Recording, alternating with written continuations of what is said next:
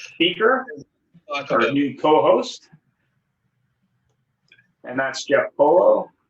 Well, I'll just sort of break the awkward silence there. Hello, everybody. I'm glad to be here. As it says, my name's Jeff Polo, located here in sunny Vancouver, along with Ian. And I'm really pleased to be here and carry on what Brandon started and Rick continued with Brandon, and of course what Ian's building here too. I've been in the business a long time. I will admit to 30 years, and my favorite line is I entered the business at 6. I'm a lifelong car guy, and I always like to say I was born with oil in my veins. I've been through every position in variable operations, from sales through business manager, through sales manager, GSM, GM, and I certainly feel that I can bring a lot to the platform here. I've worked with dealer groups, with individual single point stores, and have a very lucky position of knowing really how the things work differently. It's fun to be here. I think Ian's a pretty cool guy, and definitely the technical brains of the operation. And I think this is a terrific platform for people from all over to get together and to just pick up on things. And the beauty I like of this platform is the fact that it's not a sales platform, which you will see in one of the slides later on. And it's a place for people who've done well at what they've done can share ideas without judgment, without anybody thinking that buy me or anything else. So frankly, I'm quite excited to be here and very much looking forward to it. I'm in the Philadelphia region, and in the region we sold 4,600 cars in August. And then for September, we were allocated 2,400. We're in a situation where, I mean, going forward, new car businesses, even if people want the Bronco, I mean, it's just going to be tight on inventory for a while. And we've got to be proactive to figure out what we're going to do to offset that. So do you feel like having a competitive used product, like let's say a Jeep product or another product, would help you there? I mean, what is the strategies you're considering? I mean, this is a used car discussion, so I mean that I'll go back to used cars. I think that's where it's at. I mean, I think as a dealership, if you have a strong used car operation, you can have a strong dealership. And if you don't, I mean, you're going to lean too heavy into other departments. So I have a question for Rob. So Rob, because you guys are doing the used cars, and that's the topic of today, and over the past couple of months, you had that situation where it came for online shopping or online buying. Have you seen traction with online buying for your used cars? You have? Absolutely. And are the customers taking it from A to Z? Yes. We during COVID, we sold, I think when we were shut down for a month, we sold over 100 vehicles just when the customer wasn't even at the dealership. Okay. Since then, we've kind of taken more of a proactive approach to be more transparent with the customer. Once they reach out to us, once we have engagement on actually, starting the needs assessment, starting the sales process before the customer gets to the store. We're doing credit applications, we're doing trade evaluations. We try to have all that done. So when, you had mentioned, customer experience. So when they come to the dealership, it is, we can have them in and out in 30 minutes or less. Wonderful. So we are really just, that's on the dealership. I think, we're taking a very proactive approach to, have that customer ready. So when they come in, a test drive, make sure the vehicle is how it was described. We look at their vehicle, do the same thing, but everything else is already negotiated, completed, and it's just in and out. And it's a beautiful thing when it happens that way. I think the definition of online buying is not so much the transaction, but more the engagement and the dialogue between the dealership or the sales associate and the customer.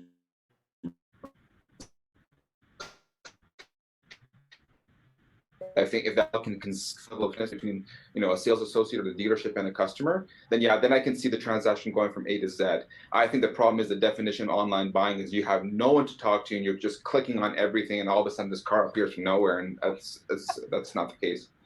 I was speaking, you put your hand up and said, You're looking for a new job because Honda needs some help. That would be. Oh my gosh, what is Scott? Scott. What is Scott's last name? Is it Monty? Scott Monty, exactly that. My God, I can't believe. And Scott is was a brilliant marketer, way ahead of his time when he was with Scott. Yeah. And your speech was, by the way, fantastic as well. But I thought that was it. I appreciate that. It was not Scott Monty was not an easy act to follow. Yeah, I mean, he was interesting because I think he was the first Ford dealer or first manufacturer to tweet back to people. Yeah. Which people thought was nuts at the time. Well, yeah, Elon Musk gets a lot of credit for being accountable to the shareholders, and Scott was doing it a long time before. And of course, he came out with some great campaigns that were 100% digital, and they did better than the multi-million-dollar television campaigns, his digital campaigns they did. So he was way out ahead. And I remember a dear friend of mine, Sean Wolfington, at the time said, pay attention to him. Scott was there with his little bow tie and everything, but Scott was, he had a lot of substance behind that bow tie. Yeah, I remember him talking in the speech going, if someone had told me 2 years ago that I'd be working in Detroit for an automotive manufacturer, I would have said they were freaking nuts. Yeah, and by the way, he worked with or under Alan Malawi. Yeah, so that crew was a pretty damn bright crew there. So he was part of a great period of time and growth for the Ford Motor Company. Unfortunately, Mark Fields was part of that group too, and he kind of proved that quickly. Yeah, there's a lot of bright in that room. And maybe, Brian, you can tell us a little bit about your background for the people that don't know. I started out in the automobile business on May the 10th, 1982. So this May, I'll be 40 years. And I'm blessed. I'm blessed to have my children with one wife, and I'm blessed to have my career with one organization. And some might call me a tree hugger for staying in one place for so long. And I made a simple rule many years ago. The day I can't grow at Paragon is the day I'll be gone. And, this industry has been changing so much over so many years. I've been blessed to be able to stay loyal to my company and to continue to grow my career. And so I'm very thankful for that. Appreciate that. It's a great combination. That's pretty rare, as a person who's loyal to the company and a company who's loyal to the person. Yeah, it's been a wonderfully symbiotic relationship between myself and the Singer family and American Honda and Acura. There's so many dynamics, and so many young people want to get into business today. They want to be on their own, and I've never worked for more people than since I became a partner. You work for of course, your partner. You work for and with the manufacturer. You work for and with your staff. You work for and with the Attorney General. You work for and with Consumer Affairs, and you work for and with, of course, your consumers. So I'm a servant to a lot of different masters. A quick question. I guess I'll start with Denny. What do car nuts mean to you? So I have twin 7-year-old boys, and they are car nuts. And I didn't teach them to be car nuts. They just gravitated towards it. And so when I think about,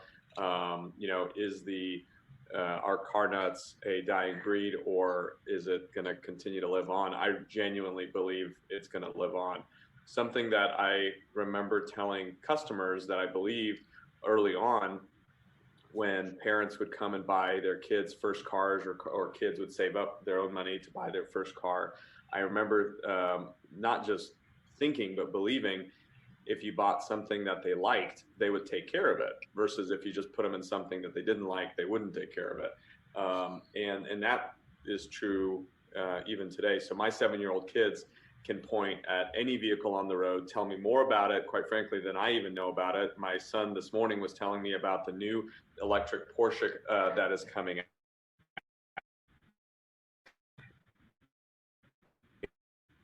And because I'm on YouTube, the engineering is evolving and changing, but the enthusiasm behind it is very strong and alive. Fantastic. Chris? Yeah. I mean, we the car nuts that we deal with, very enthusiasts, right? We have guys that will build a car to have the most power that's out there. We have guys that build cars to go on the track, and then we have guys that their dream as a kid was just to own a BMW one day. So the car nuts is to us is I think anybody that's to be a car nuts is that an enthusiast, right? Is your all your free time and all your free extra money is going to that car, whatever you own. It's kind of makes you a car nut. Fantastic. And Sarah, what do you think? I mean, obviously, how did you become a Porsche nut? I guess would be the first thing, but maybe what's your thoughts? I think I want to echo some of the things that they were saying. I mean, we definitely see a wide variety of people. So I think a car nut can be as simple as a small nut where you've got just maybe a love for a specific car or brand or make or whatever, versus all the way to the extent of your life is really kind of driven by a car. I want to say a montage almost. So it's a wide spectrum of people, and I think they're all car nuts in their own way, and anywhere from having a car that they bought and I don't really love the concept of a garage queen, but some people, that's their thing, is that they almost idolize something that they don't utilize. I like people more that get out and really utilize their car and really kind of identify with it and get it on the road and feel it and love it and dream it. But there's other, there's a wide spectrum of people. You feel like you're in a luxury car. And for this kind of money, it better be,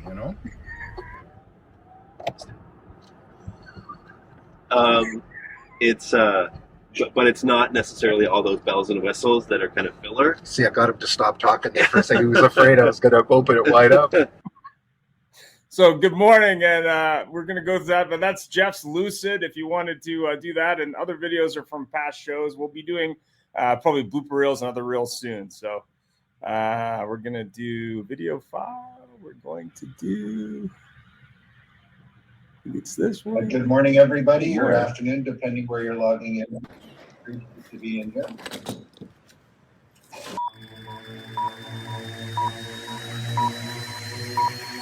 Ready, set, go!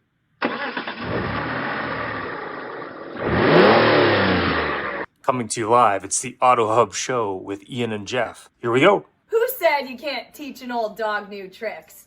Hi, I'm Gail Rubenstein, the founder and CEO of a company called Retail Resilient, social selling for the car industry. And we help auto dealers, auto agencies, and vendors in the auto industry sell more cars, service more cars, and make more money using our social selling strategy. That includes TikTok, Instagram, Facebook, LinkedIn, and anything else you can think of. So if you're looking to invest thousands and make millions, we're definitely the social selling company for you. Like I said, who said you can't teach an old dog new tricks?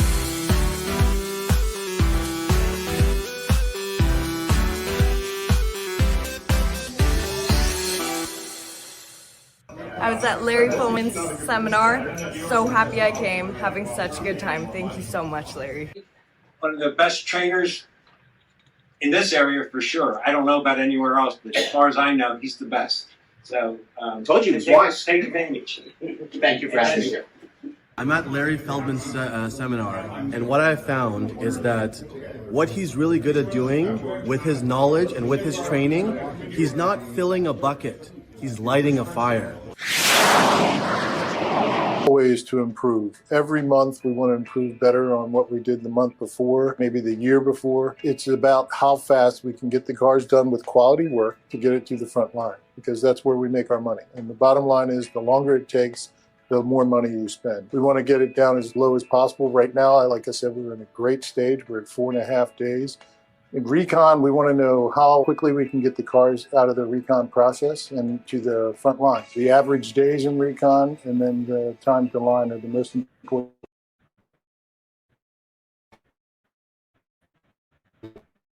I'm Mike Burrell, I'm service.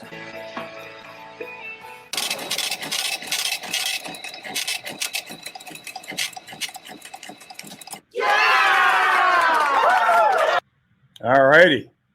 Good morning and welcome. So sorry, I'm working on my laptop here, so We're going to do this on the laptop, I guess. Anyway, so a couple books on podcasting of all topics. It's our 3rd anniversary, so I thought I would put some stuff on. I know there's more people that are doing podcasting now than ever before. Podcasting for Beginners, the Value Edition. Start Podcasting and Narrow Podcasting from a marketing point of view. I don't know if I can switch that around. So, Jeff, go ahead and go to the disclaimer, and we'll go right into the show. So go ahead. Well, first of all, I wanted to thank everybody for being here and sharing this with us. It's going to be kind of fun. And what I like about doing a live show is things happen. And that's a stronger word, but of course the disclaimer is going to come out if I were to use that word. And Brooke is here to share us with some of those colorful words. However, we do have glitches. Ian's sitting in a little dealership just outside of Calgary, Alberta, Canada, for those of you who don't know. And the challenges with bandwidth, it's you going off his phone or his laptop, but that's what makes it special. So that's good. So our disclaimer, of course, is the fact that the views and opinions shared here today are those of our guests and not necessarily that of Ian and Jeff or the AutoHub show. And this show is a day about just celebrating 3 years and tremendous number of people that we'd literally, of everybody I'm looking at that's joined us and anybody we've had, there was probably only 4 people that I knew before this. So it's a great thing. Ian. Yeah, so I'm doing a laptop experience here at Country Hills Chrysler in the big town near Calgary. So if you're familiar with Calgary, it's truck country here. And Dave, unfortunately, High River, Alberta. High River. So Dave's not here today, unfortunately. So I was hoping to surprise him. I surprised his team with donuts, but it's all good.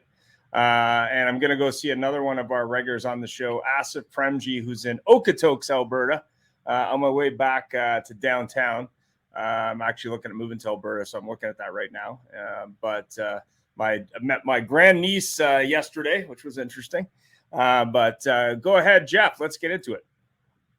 Okay, well, you know what? Normally, as those of you here know, we send out a call flow beforehand, but we want to make this show a free-for-all. And that's why we banned Larry Feldman from being here.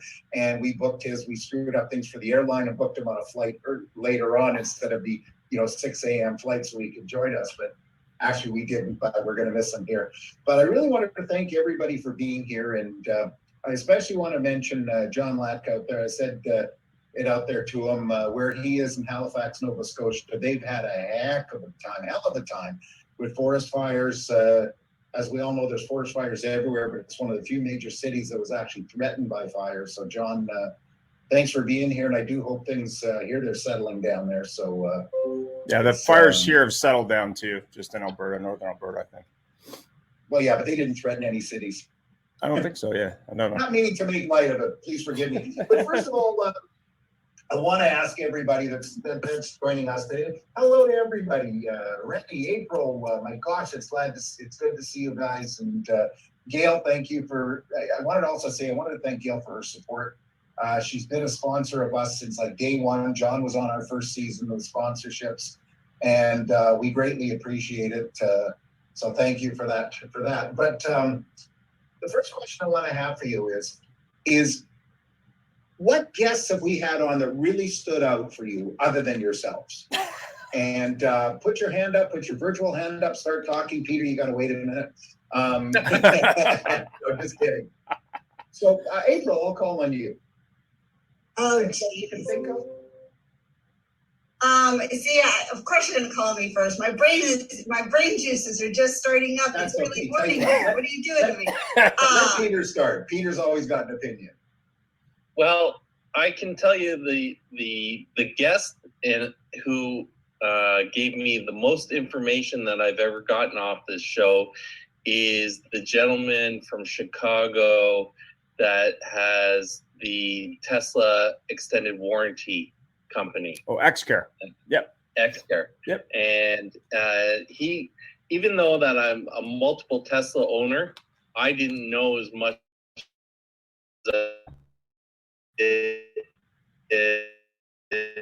Oh, I'm losing you.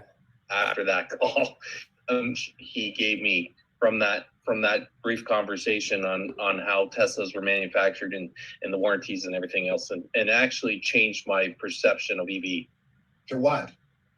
To bad. It changed your perception to the bad? Yes, it did.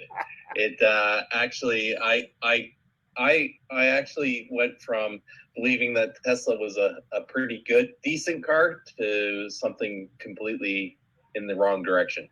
So I thank him for giving me that opportunity to learn. Crazy. April, Terrific. do you have a thought now? Here's the problem I have with these kind of questions. Every single person brings nuggets of value. And so I can't pinpoint just one specific person. I didn't meet Larry Feldman before being on your show, and I will say that he is an amazing human. So whether he's here or not, I actually really appreciate the things that he brings to the table. Mm-hmm. Peter himself, Tim Hayden is fantastic, which getting to just some of the nuggets that people bring that make you think outside of your normal brain. I typically enjoy people who don't always agree with me. I think those are some of the best valuable conversations you can have, is getting somebody else's perception. So there's a lot of people and for a lot of reasons. Fantastic. Brooke? I know she doesn't have an opinion.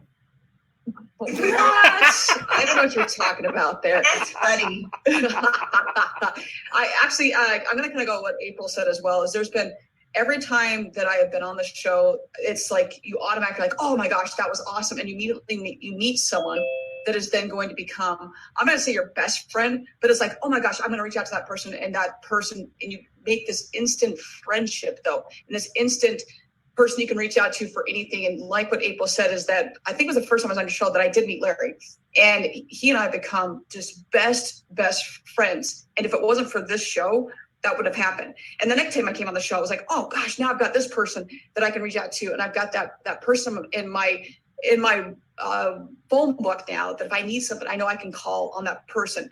I have Ian and Jeff that I can now reach out to if I have a question about anything. And so with the show, there's so many great people. We've had people from Google. We've had obviously the people I've already mentioned, but to really say there's just been this amazing one-off person. Each time there's something you all bring to the table that is just like, thank you so much. And it may be, and I also will say that it might not be something that you're going to think of that are the talking heads that you see everywhere else. And I super appreciate that, because you see them on, it's not that that's bad, but there are a lot of talking heads that you see a lot of different places, and bringing on different people. You're like, man, if I hadn't been on that show, if I haven't watched that show, I would have never met that person. And that person honestly has changed my life. And so it's a lot of different people. That's my answer. Fantastic. Renee, what do you think?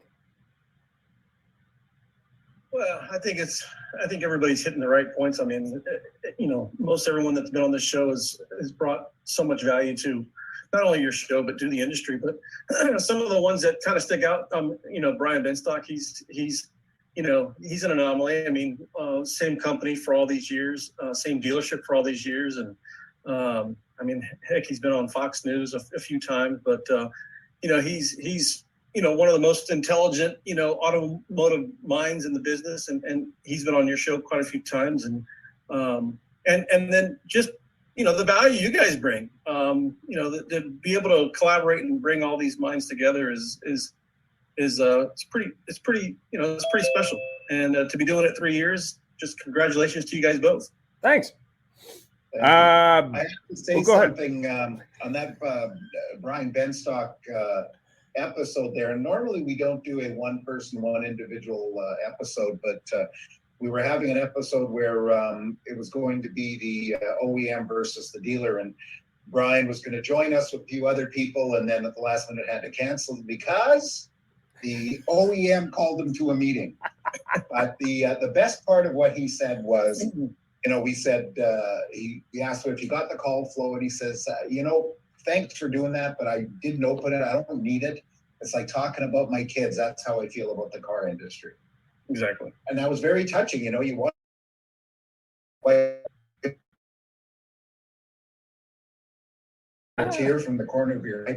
This business, because of this, this industry is very interesting because nobody says it's all hugs and kisses. Nobody says it's really, the car business has been very, very good to me. And you can see by the smiles, there might be some grown-ups that remember that. But it has and it hasn't. We've all got scars. We've all got things from it. We all talk. We've got people, Lord knows we find people we like to complain about dramatically. But we're here because we want to be, because I think everybody here is smart. The vast majority of people in the car business are smart people. And we could transition to other fields very quickly. Brooke looks like she's not really sure what I said there, just with that concerned look on her face. But it gets into your blood. It gets into your soul. And then when we meet people like you, and I know from my personal standpoint, oh my golly, these guys, every one of you, like, as I said, I knew Gail before and knew Ian before, but just kidding. Gail's just, a light of everything. She was always a powerhouse, but I'll shut up now, Ian. Gail, what do you think? I mean, you've obviously, thanks for the sponsorship, but what do you think about, what have you learned?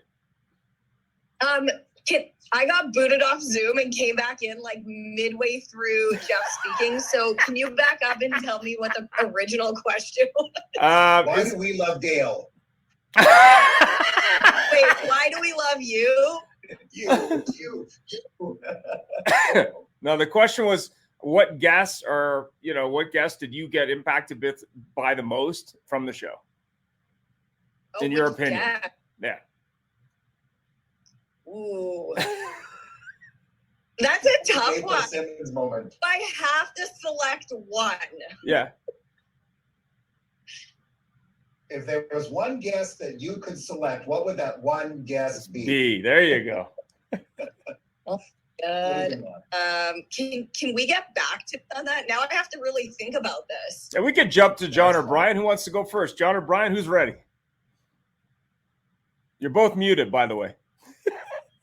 Well, I'll go and jump in. I mean, I'm fairly new to you guys. Yeah. I think this is my fourth or fifth, episode that I've been a part of and talked. But and I gotta just jump on what Brooke said. I mean, it's difficult to nail down one individual directly because there's always a nugget of value or information in every one of these calls that I've been on so far. But I bet Larry Feldman, Larry quickly has become a good friend. So is Peter Smith.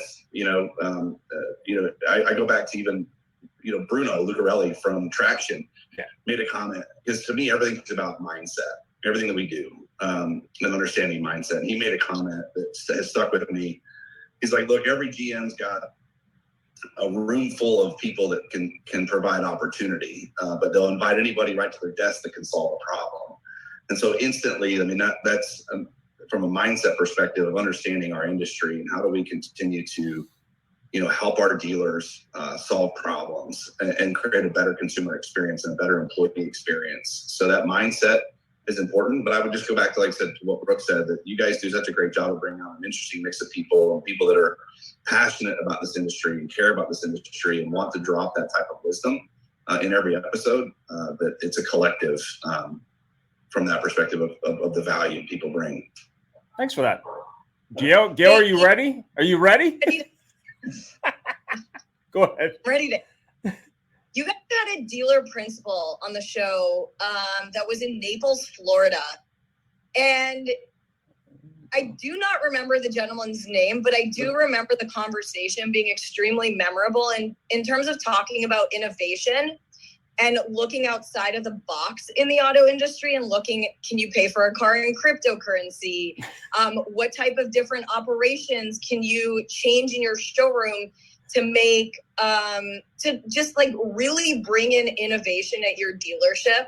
So it's not the same thing, and make it more, I guess, a more fun experience for the customer. And I thought that he was very memorable to me. He also was the first person that sold a car in the meta universe. Yeah. And the only reason why I'm picking him is because I'm really into cutting edge innovation and doing things in the marketplace that other people do not do, which is, what we pride our business on. We do something that no one else does, which is the schooling portion of social.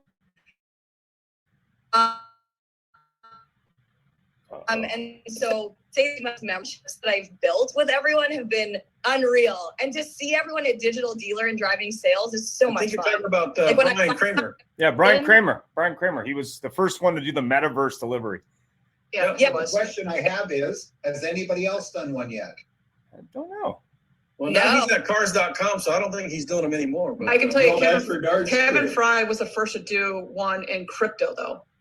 Brian Kramer's the first to do it in metaverse, and then Kevin Fry was the first to do it in cryptocurrency. I think people are a little scared now to do crypto because by the time they get this thing processed, they could have given away that car for free. I wanted to shift gears a little bit. Oh no, we had John. We have to have a comment from John, man. Oh, listen, I was kicked off Zoom for quite a while, and I just got back in myself. And What no, did Gail you and I do were wrong? Gail and I weren't having coffee. It's just that we got moving off. Yeah, we got. It was some screech or something. Okay, go ahead. Well, listen, the only comment I have is I'm not going to pick a favorite person that's been a guest, but I'm going to pick two of my favorite people that host the show, namely Ian and Jeff. And, you know, thank you guys again, like everybody else has said, for bringing together people that have a wealth of knowledge. And, you know, I always pick something up from somebody on the show and, you know, maybe put it to good use myself. So really appreciate you guys and the guests that you have on the show. Thanks, John. Well, thank you.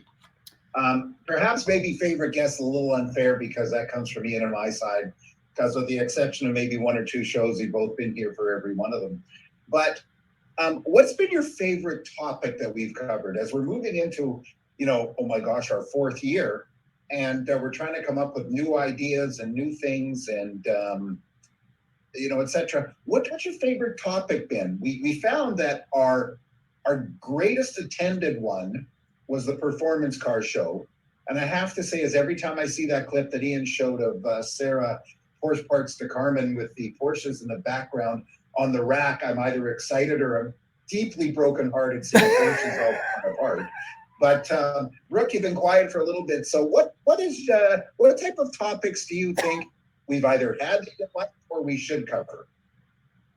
Well, it's good. Just to say favorite topic is going to be really difficult to narrow down because you're taking something from each and every topic. One thing that I applaud that you all champion and have as a female especially is the women in automotive ones that you all have. I'm a little biased on that one, but it's for multiple reasons, is that's just not talked about a whole lot.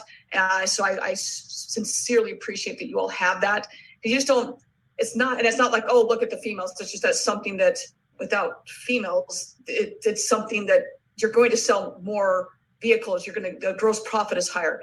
And when it's not talked about, man, you're only hurting your business. So I super applaud that you all have that. Just once again, so going back to say, well, what's the favorite topic, man? It's like picking your favorite child. I mean, damn, I can't do that because it's like every topic that you all have had have been great topics. So I know you all of us have had this, Jeff and Ian and I, we've had this discussion before, like even HR, like, yeah, that is not a sexy topic at all. And from a rating standpoint, I know that that's usually going to tank, but that is such an incredible, very, very needed topic. But I also know that, like, if I do those shows, it's usually not going to probably get a whole lot of ratings, but it's a really, really important topic. So at the end of the day, just keep bringing awesome content. That's what I'm going to say to that. Our programs have been our worst attended and viewed program. Yep. And we've talked about this multiple times. Yeah. But how important is it, man? It's so important. Nobody cares. Sandra Canino is getting a complex. You know, because you talk about sexy HR and she gets and does a salsa dance with, she's got a salsa partner that we have had many people go, what's his number? And they've asked for her number too, but we won't give it out.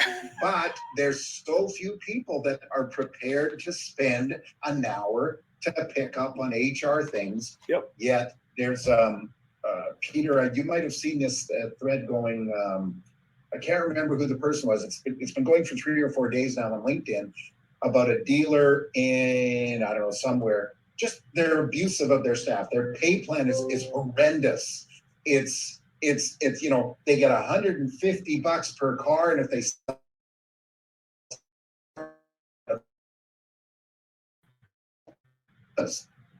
and get full price $100 bonus on all 10 cars. And it's been going on and on and on. And everybody's, all these guys are rotten and they should be hung and they should be this. But, you know, in our show side, HR, we want to do it. and it Yeah. doesn't get a lot of views. Although I have to say, Ian and I have talked about this. Our goal is that the topic of women in auto is not a topic. The topic is like here now today. Yeah. My gosh, half People a in million. auto of all types. Like, Yeah. why is that not? But the thing that's crazy about HR shows, and we've done many, probably more than anybody else. We've tried everything. We've tried fear tactics. We've tried, your play puns suck. We've tried, you name it. But the thing that's funny about human resources shows, and probably not funny, haha, but funny. The only thing that gets seriously remotely interested in is the fear that maybe they'll get sued by somebody. Like, it's like they just don't care. And it's scary because it's like, why are you waiting till the lawyer shows up to be interested in this? Like, really? Like, that's Isn't it's Tim like, Hayden a lawyer? huh?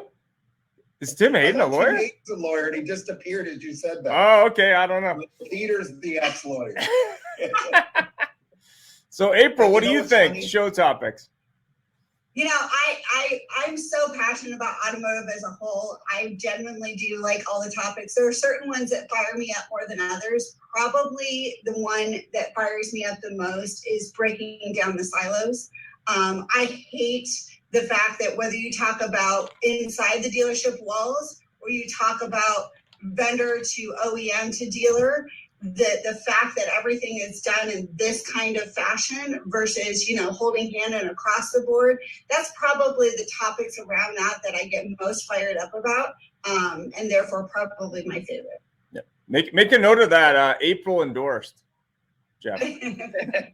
Peter, what do you think? April, I'll have to agree with you there. I hate the word vertical. Vertical is a challenge word for our business. It's just building barriers for every single opportunity, and when we should be looking at it as one team, one operation, one goal, one success. And it's a huge challenge, and we got to get by it.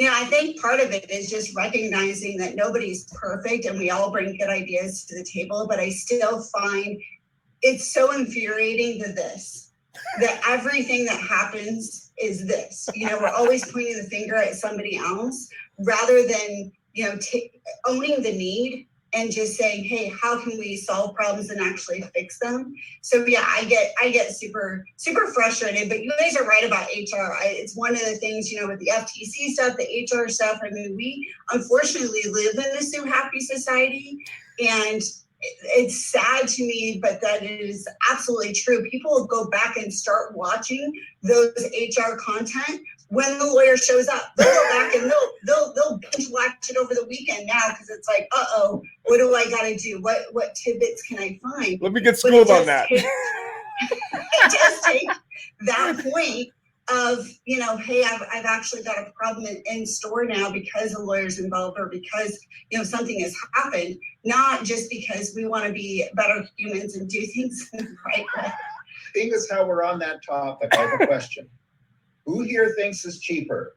Treating your employee well and paying them well, or paying the lawyers to defend it for not treating them well? Which is cheaper? There you go. Treat your people good. Do it right the first time. It's a lot easier. Retention is probably your biggest profit center in your dealership.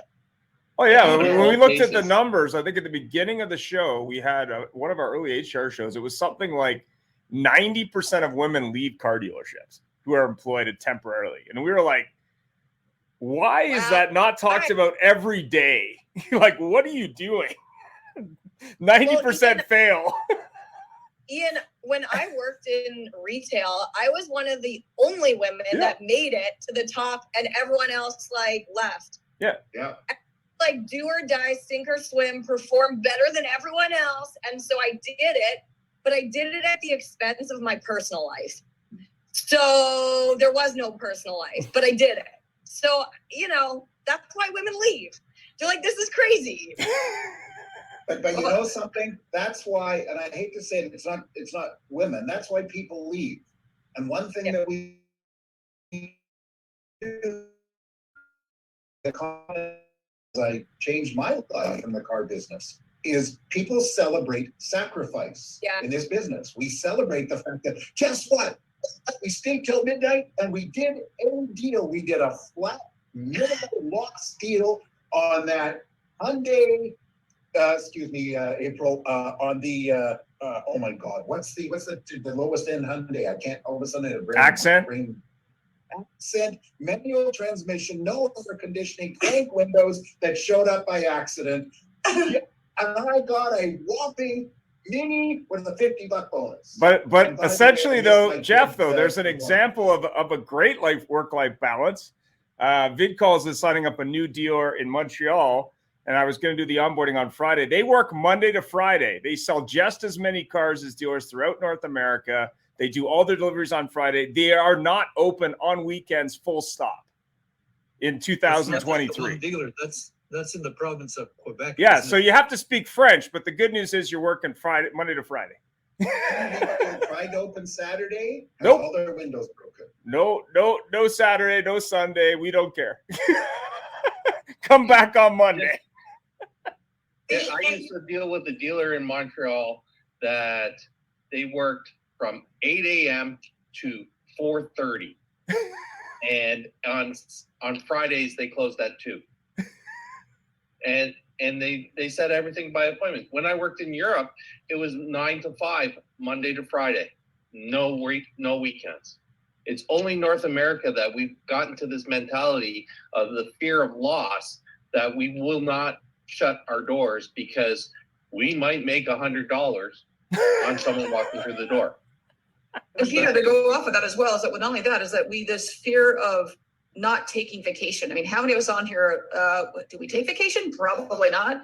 And then you go anywhere else outside of America, and it's not only do you take vacation, it's mandated to take vacation. And it's not, oh, you've been here 20 years, you know what, you get a week vacation. What the hell? Are you serious right now? No. How do we keep your phone on? Yeah. By the way, and I have actually spoken with numerous people that are in very large companies that I will not name, that it is mandated that when you go on vacation, that you must keep your phone on. And if a client reaches out to you, you must work. You must answer all phone calls. I'm like, well, are you kidding me? So you can have an unlimited PTO, but you must answer all phone calls, all emails. No, that is so insanely unhealthy. Like, if anything, you should delete that freaking app that's your Gmail, Outlook, delete it and get away. Because now you're encouraging your employees to be like, hey, come back refreshed. Come back refreshed so you want to work and earn money, and that money, whatever it represents to them, whether that's, as we all know, I'm a Jordan fanatic, that represents more J's for me. Maybe it represents more vacation time. Maybe it represents more time with your family. Maybe it represents more time to be with an ailing parent, whatever it may be, but let them have that time and provide that time to do whatever it is so they can come back and sell more or do whatever they're doing. But whatever this is, to burn out. And then this rise and grind mentality that, hey, I'm up at 4 a.m. and I'm going to work until midnight. Like, no, why do we keep perpetuating this? Yeah, it's a really hot button. Well, buddy of mine he lived in Amsterdam for 15 years, and he had 5 weeks vacation. So when he moved back to North America with his wife, who's from Eastern Europe, he was all upset that he only got 3 weeks. I'm like, 5 weeks? Really, dude? Yeah. I try to buy a car in Paris in August. Well, as the car girl here, I will tell you, I get 1 week a year. 1 week? I do get one week of vacation a year. I will say they're pretty good about letting me unplug for that week. But that is one thing. They're like, yeah, go ahead and turn off all the phone and the different things. But it is kind of the wild, wild west here in Phoenix. The mentality here is 1,000,000,000% work harder, not smarter. I mean, it's just crazy to me. We still work super late, especially in the summertime. We had about a decade ago, the dealerships decided cumulatively to close on Sunday. One opened, and that was it. So we were closed one Sunday ever. So now we're back to 7 days a week, and we don't close till 9 p.m. here. And that 9 p.m. in the summertime is typically 11, 12, 1 o'clock in the morning. So that is that old school mentality that we we kind of laugh about. That's still.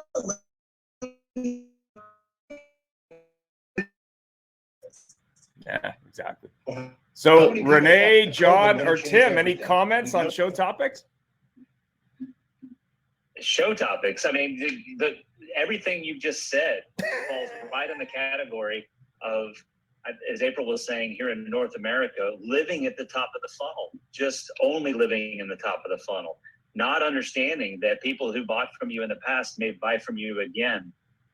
We just had last week, we were talking to a large dealer group in Florida about a customer data platform. Again, what we do, right? And as we're talking to them, they started asking us about third-party data.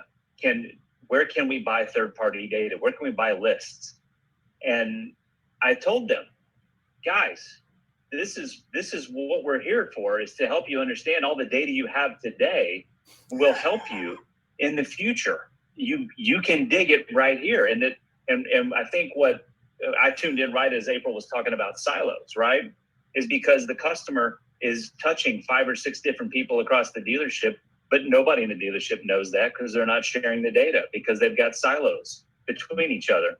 So the jam here is that everyone is staying open till 9 o'clock, and everyone is doing what they're doing because they think it's always going to be something that falls in the top of the funnel because of something Google redirected or remarketed for them, or that they just happen to be open long enough for somebody to drive by and walk in. When in fact, the information is right there. It's just right there. Who do you call so you can't close at 5? So you don't have to work on Saturday or Sunday. I mean, that's the jam. That is the jam. Fantastic. Renee, what do you think? Well, I mean, there's so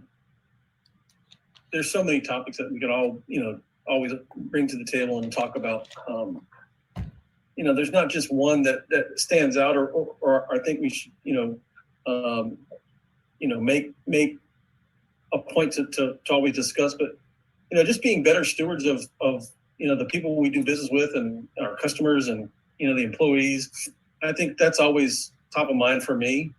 The stores that I've always ran, I could open up a dealership tomorrow and staff it probably 100%, just because I've always treated people right.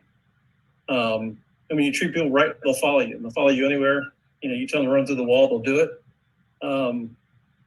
I think just having more topics about, taking care of our not only just the customers, that's always important, but the people that are doing all the hard work for you.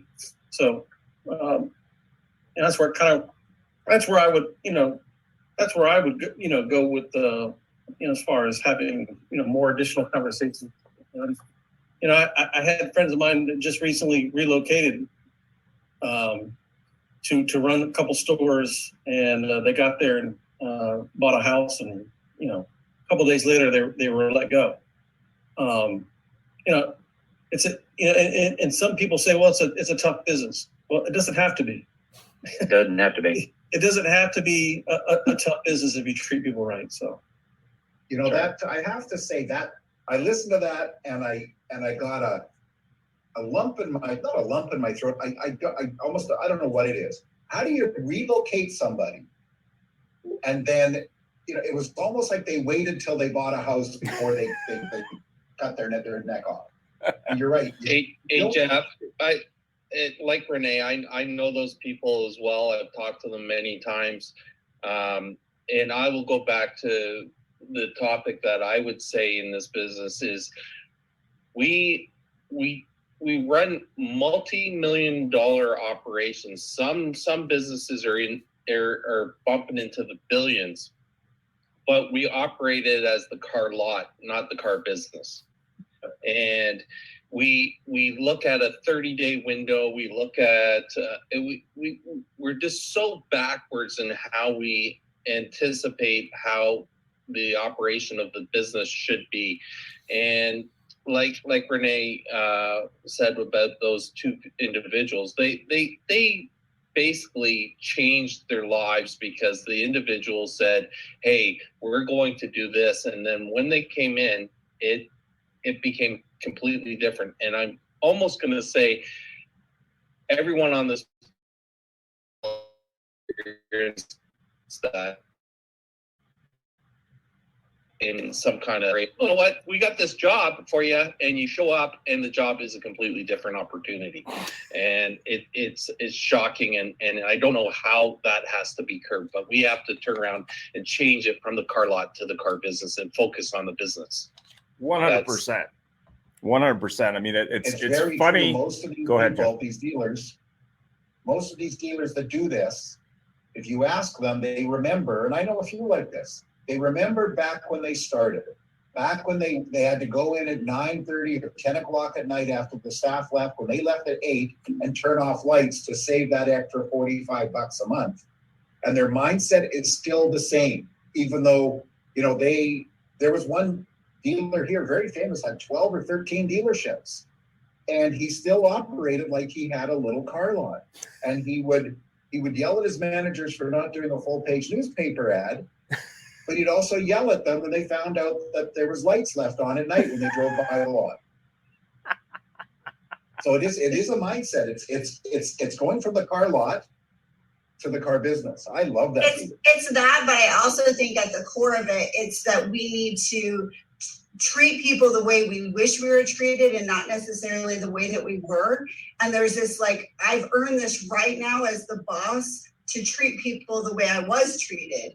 And that's where the mentality needs to change. It has to change for the people that are promoting to those top positions, to not look at it as a badge of, I get to now be that person, but to rather look backwards and say, I didn't like how I was treated, so I get to change the narrative now, and that's awesome. Oh, 100%. April, I'll second that 100%, because especially like got some awesome females on this panel. And I think we've had a panel where we were all on together, and I believe all three of us, when we got in the industry, we were the only females in the industry where we were. And if we look back and be like, well, you know what, you just got to figure it out because we figured it out. Well, no. And the same thing going up top, as whatever you are, wherever your position is. If you just say, you know what, well, I had to go through all this shit, so you're going to have to go through it as well, like a hazing mentality. No. We want to make it, I would hope, and I believe everyone on this panel would believe the same thing, is that we want to make it better for the next generation and for those coming up. So let me help mentor you. Let me show you the ropes. Not just, I'm just going to throw you in the deep end. There's a computer over there. Just go take some tests and figure it out on yourself, for yourself. No, let me show you how to do this. Everybody learns a little bit differently. So let me show you how to do this in whatever way works best for you, versus just, well, I had to go through some really, really bad times and got my teeth kicked in. And so you're going to have to go through the same thing. Well, there are better ways to do that. I 100% agree with you. So you got some VHS tapes in the back you got to watch? That's how I was thrown into the business 30 years ago. And it's unfortunate that we're still doing it today. Hey, we don't realize this, but we created Chat GTP or GP, whatever it is. We created AI training. We said when Rennie and I and John and Peter got into this, okay, go over there. There's some tapes. You listen to those, and here's your list of cars. The keys are over there. By the way, there's an up. Go sell them, and you better. We got some VHS tapes from the 80s. Why don't you start with those? Yeah. Dust them off a little bit. Dust them off a little bit. Okay, I just want to bring Tim into this for a second, because Tim will come in and agree 100% with what I'm going to say. Maybe we focus so much on the bottom opportunities: the internet lead, the phone call lead, and the walk-on lead. Those are the ones we're excited about. That's what we're chasing. When we have thousands of people that are in our data that we don't know about that are there to buy. And Tim's solution makes it so much easier to, and it comes down to what April says, retention. We don't focus on retention. That's just the side of the things. Then let's look at the employee retention. The employee retention, if we turn around and do the right job, then we don't pay hundreds of thousands of dollars to replace them every year. And it's asinine. And we have to start focusing on doing a better job. Yeah. I can jump in for a minute to add to that, Peter.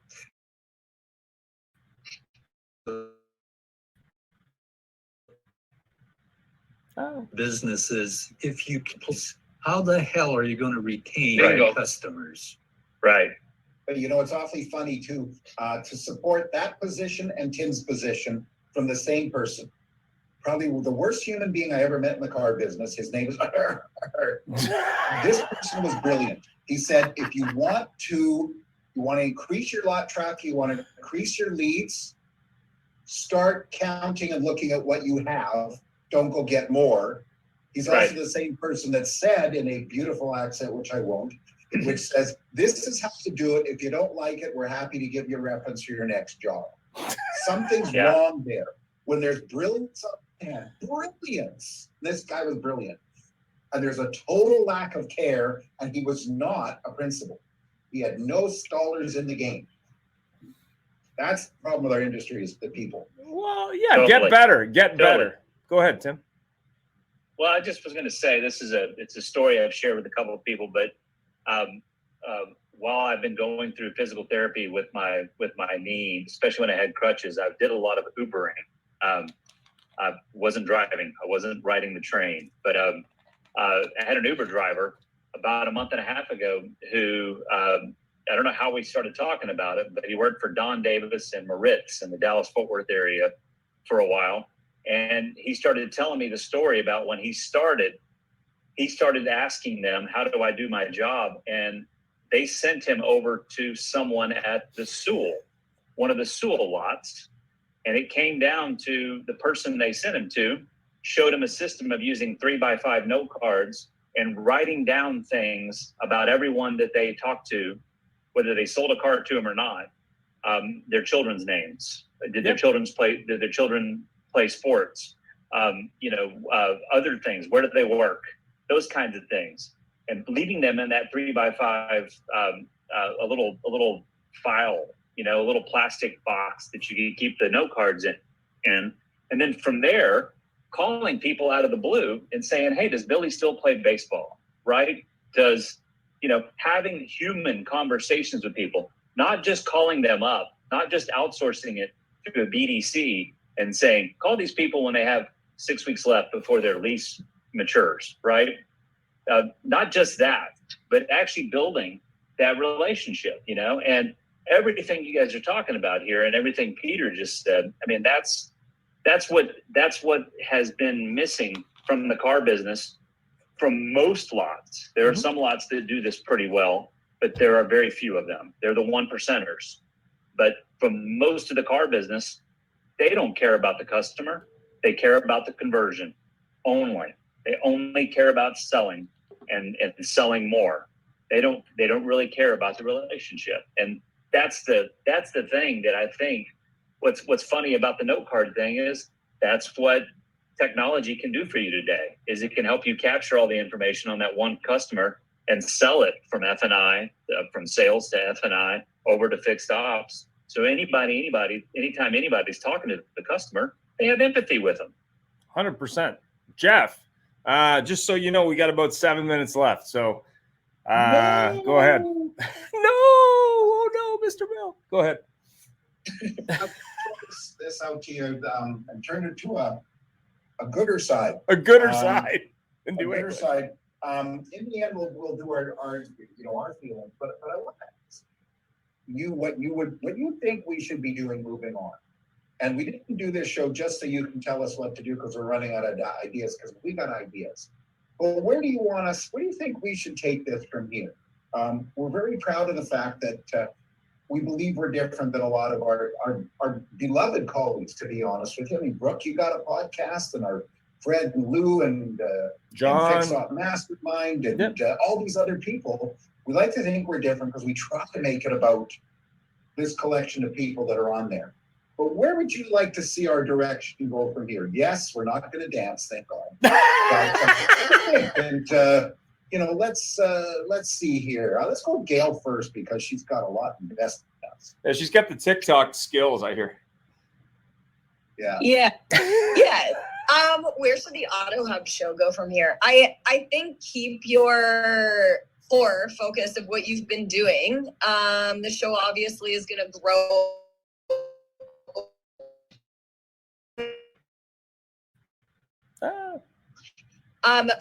Being guest to the show.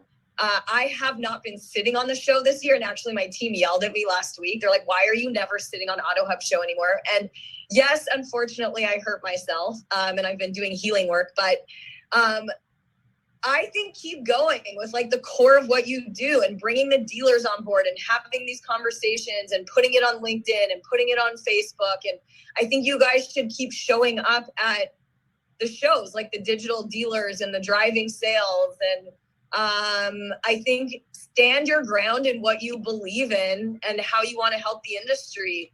Like, I think the most important thing AutoHub show could do is like stand your ground and be you, like be authentically you guys and do your thing. I don't know. I think just keep going. Just don't give up and keep going. Thanks for that. Oh, we will be at NIADA Live, just so you know, Vegas next month. Go ahead. Oh, okay. Yeah, we're looking forward to that, even though I'm going to be a day later than I thought it would be. But April. You know, if I could just say ditto to Gail, because that was so perfectly said. And I genuinely appreciate coming on and having these conversations. I think the thing about yours I like the most is having multiple people, you get a lot of different perspectives. So one of the ways to break down those silos is to understand other people who are in a different area than yourself. So I absolutely love that. Maybe we should have a show of employers versus HR people. I like that. I'll put to Rennie next. And Rennie, we wanted to thank you too for helping us jumpstart our show and conference thing by your fantastic booth at the Poly booth there. And so what's your thoughts?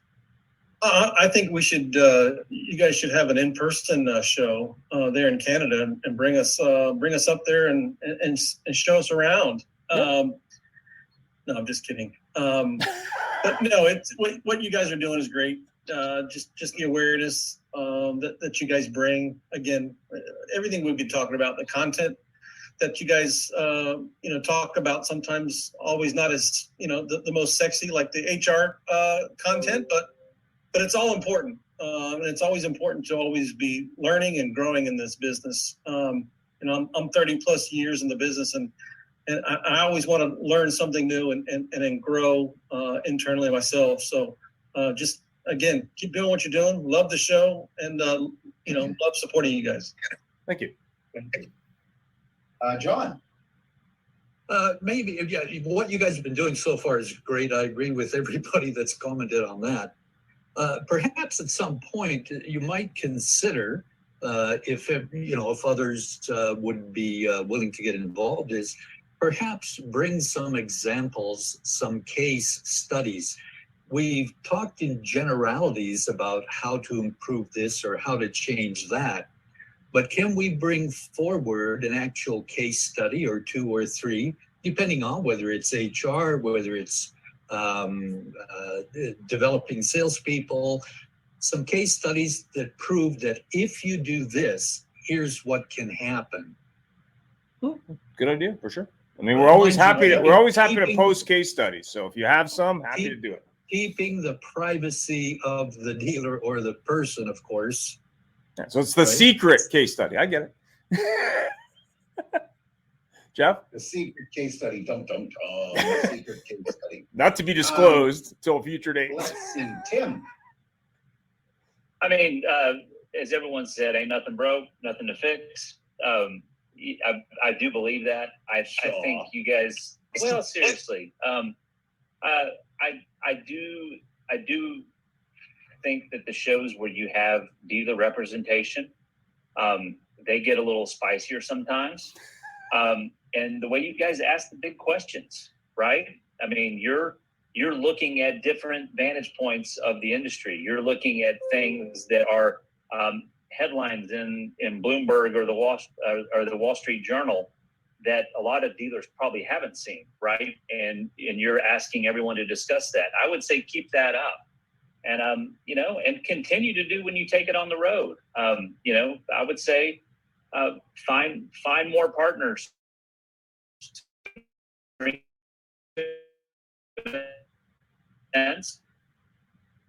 and or in some markets, because I think a lot of people that get exposed to your show many times after the fact, as you record it and share it, I think they want a piece of it. They want more of it for sure.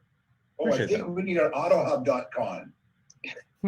You do. Yeah. Well, we are looking for new sponsors for next year, so we're always all ears. We're going to be selling that soon. We tried to reach out to let's talk. a Yeah. big mega dealer up here with a mega corporation thing, but they didn't want to pay for it. They wanted a $500,000 travel budget and their Falcon jet, but they couldn't do it.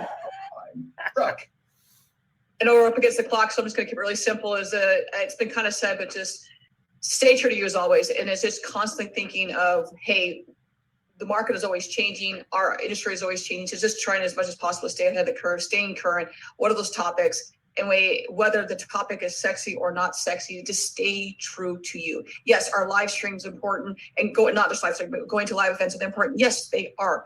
But also knowing, are we staying true to us? And as it said before, yeah, obviously you guys know I'm very big on facts, not feelings. You guys know I'm very big on that and bringing that portion to it. So what everybody has said, I don't think that anything else can be said more than what has been said. So I know we're up against the clock, so just keep doing what you're doing. Thank you. And last but definitely not least, one of our biggest fans, well, now it's been, over 6 to 8 months now, Peter, your thoughts. And I wanted to tell you, thank you so much for everything, because, man, you've been a great source of enjoyment and thought processes for me personally, as well as the show. We've had many conversations and back and forth online conversations, and buddy, you're just a deep wealth of knowledge and a little bit of hatred for EVs. But, your comments. Well, wow. First, I'm gonna say I don't have a hatred of EVs. I just don't think we're there yet. That's it. What I love about this show and why I choose to be such an advocate is the visibility that this show brings to the automobile industry. You're focused on multiple topics. You have incredible guests, various opinions. It allows us to debate clearly what is facing us out there today. And that's the only way we get better, is through progressive, intelligent debate. And you've brought it to the forefront, and I appreciate it tremendously. And I appreciate you allowing me to be on the show as much as you do, and all the people that we've met together over the time period. So it's fantastic. I looking forward. You're just doing a great job. So I appreciate it. Thanks for that. We didn't pay for that endorsement, by the way, just, Go ahead. Yeah. Go ahead, Jeff. Final words. Hey, we need a link that scrolls along the bottom of the screen here. Let's see here. What should I go here? Yeah, which says, please donate to the Ian and Jeff Travel Fund. So they can attend more and more and more and more and more and more things. It's been a slice, guys. It's so much fun. The people I've met, and I've mentioned it a few times, but the width and breadth of what we think we've done, I can sum up into this as NADA last year, and I'm walking down the hall, running to another interview, because of course the one in Vegas was like, a mile apart each hall, and I'm running over to one, I'm late, and I hear this woman go, Jeff, and I turn and look, and there's this 6 foot tall, very, very attractive woman. And at first I thought, of course I'm used to this, just but this was Sopo Choiza, who is Impel, which before was Spin Car, which before was something. She's from Tbilisi, Georgia, the country. I have to say that to Americans, us Canadians, to understand that. But I was only met her online, only met her about this big of a, this head in the screen. And she calls me out, and I met this person from the other side of the world that I had zero chance to meet. Has nothing else to do with her being a lady, with being anything else, but just sums up into that. All these people that I didn't know 3 years ago, I now know. Actually, John and I had talked years ago, etc. But holy cow, and people we call friends today. And we personally,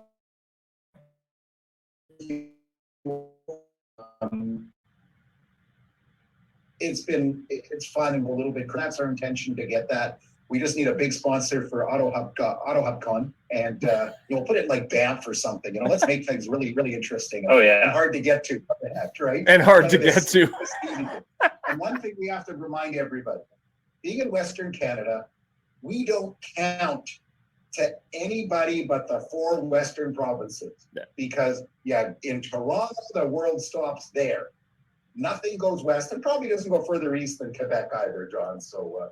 But anyway, thank you. I got a whole list of notes here, and you're going to see all these ideas come up soon. Ian, I'm going to leave it to you because you're the oldest member of the show. So, special thank you to the 2 founders of the AutoHub show that founded it over 3 years ago, Brandon and Rick from CDK Global. Special thanks to Jeff for taking on the challenge when he didn't know what he was taking it on. And we also special thank you to our sponsors, our guests, listeners, and everybody else. We're looking forward to year 4. Stay tuned for more content. We're going to do a show on chatbots soon. So if you're interested in chatbots, that's going to be an interesting battle.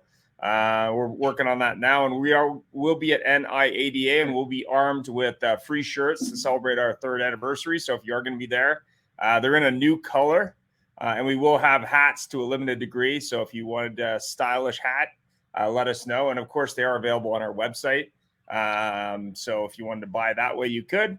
Just reach out. Have yourself a great day. Thanks for the support. Happy anniversary, guys. Yeah, thanks. Happy anniversary. Exactly.